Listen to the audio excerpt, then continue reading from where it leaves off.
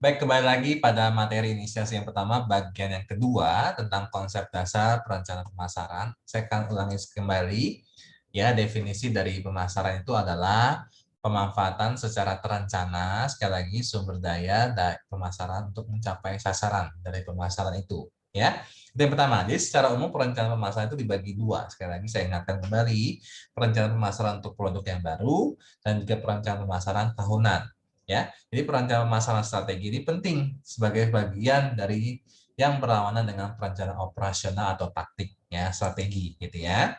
Nah, ini ada aspek-aspek yang harus dipertimbangkan dalam penyusunan perencanaan pemasaran. Tadi kita sudah bahas di bagian yang pertama, gitu ya, tentunya ada sasaran strategi, gitu ya, ada ringkasan persyaratan sumber daya, pernyataan misi dan tujuan dari perusahaan, ringkasan dari finansial, kajian pasar, bahkan identifikasi dari analisis SWOT gitu ya, dan isu kunci dan juga kajian diferensiasi perusahaan ya. Asumsi-asumsi itu juga perlu kita pertimbangkan dalam penyusunan perencanaan pemasaran. Oke. Dan modul yang kedua, hari ini kita akan sama-sama bahas proses perancangan gitu ya, perencanaan pemasaran apa saja sih. Ya, yang pertama, langkah pertama tadi, pernyataan misi. Jadi kita harus menentukan dulu pernyataan misi dari perusahaan itu ya. Ada filosofi dari perusahaan itu seperti apa sih gitu ya, kualitatif itu ya, dari pernyataan dari perusahaan tersebut. Jadi ada dua tingkatan, yaitu pernyataan misi perusahaan dan juga pernyataan tujuan. Oke. Dan langkah yang kedua adalah bagaimana membuat sasaran perusahaan. Jadi ketika perusahaan itu pasti punya sasaran targetnya yang akan dicapai dalam pemasaran. Nah, itu kita perlu kita buat sasarannya ya.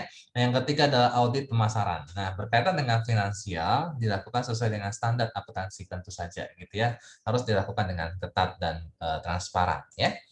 Kemudian langkah yang keempat adalah analisis SWOT ya, SWOT.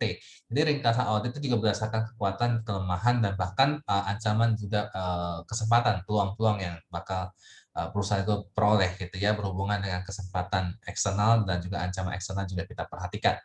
Ya, langkah kelima adalah asumsi. Nah, asumsi itu juga sama, menyamakan standar-standar yang ingin dilakukan oleh perusahaan itu. Angka keenam adalah sasaran pemasaran dan strategi. Apa saja sih sasarannya, strateginya yang harus dilakukan untuk mencapai sasaran itu. Itu lakukan 4P ya. Kemudian angka 7 dan 8 adalah estimasi hasil yang ingin diharapkan sekali lagi dari stakeholder gitu ya, dari pemegang saham. Ya, identifikasi rencana alternatif juga bauran. Nah, ini untuk menguji kelayakan sasaran dan strategi yang ada. Kemudian kita menentukan anggaran-anggaran dalam perencanaan pemasaran itu, berapa biayanya yang akan kita keluarkan, kita hitung semuanya secara rasional gitu ya, secara objektif tentu saja, dan juga pendekatan dengan baik, tegas ya. Nah, langkah yang terakhir adalah program implementasi tahun pertama. Sekali lagi, strategi pemasaran itu dipecahkan dalam sub-sub sasaran-sasaran yang akan kita capai dalam setiap tahun pertama gitu ya. Lebih spesifik lagi kita kalau bisa ya, lebih baik. Oke. Sekarang analisis situasi lingkungan kita juga peroleh gitu ya, dari aspek situasi dan juga lingkungan itu akan mempengaruhi penjualan produknya ya, mempengaruhi dari lingkungan sekitar, layanan perusahaan kita juga harus prima ya, sehingga harus menjadi dasar dalam mengembangkan strategi ya untuk mencapai tujuan dan sasaran dari perusahaan itu, dan khususnya perencanaan pemasaran yang ada ya. Nah, ini efek Pareto ya. Efek Pareto ini seringkali terjadi di mana 80% ya keuntungan itu perusahaan itu dikontribusi oleh 20% pelanggan kalau kamu lihat ya. Setuju ya?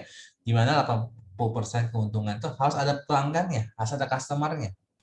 Nah, ini disebut dengan efek Pareto. Ya, faktor-faktor yang mempengaruhi harga. Jadi kita perusahaan itu juga harus mentargetkan customer-customer seperti apa yang akan kita capai gitu ya. Kita akan gandeng bersama-sama sehingga untuk apa mencapai sasaran dan tujuan, yaitu keuntungan perusahaan. Kemudian peran segmentasi pasar ya. Peran segmentasi pasar dalam perencanaan pemasaran itu harus memampukan perusahaan memusatkan usahanya pada apa? Kesempatan atau peluang-peluang yang ada yang justru paling menguntungkan bagi perusahaan.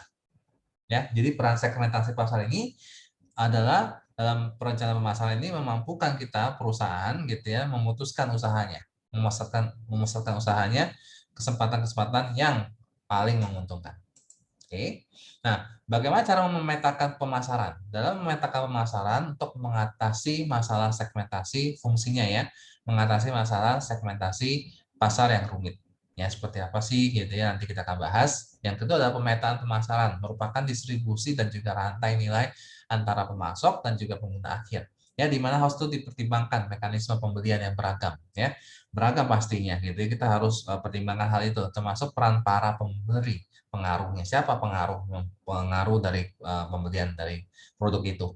Ya, sekali lagi pemetaan pemasaran merupakan distribusi dan juga rantai nilai antara si pemasok, ya, dan pengguna akhir. Siapa pengguna akhirnya? End usernya siapa?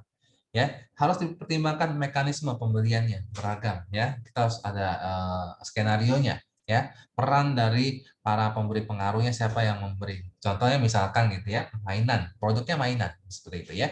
Produk mainan siapa sih yang memberikan pengaruh eh, mainan itu bisa dibeli? Dan itu adalah orang tuanya gitu ya. Orang tuanya akan mempengaruhi pemberi pengaruh yang paling besar ya. Anak hanya sebagian persen kecil gitu ya. Tentu anak juga punya pengaruh ya dalam pembelian produk mainan. Nah, tapi kita harus pertimbangkan mekanismenya seperti apa pembelian yang beragam tentu saja ya. Oke, semoga materi bagian yang kedua yang singkat ini bisa dipahami, mudah dipahami. Kita akan lanjut ke dalam diskusi, ya. Kita akan diskusi. Silakan gunakan pemikiran dan pendapat pribadi, ya. Pendapat pribadi, apa pemikiran pengalaman pribadi. Silakan kalian gunakan setuju atau tidak setuju gitu ya dengan pengalaman kalian, ya. Terima kasih. Salam sehat.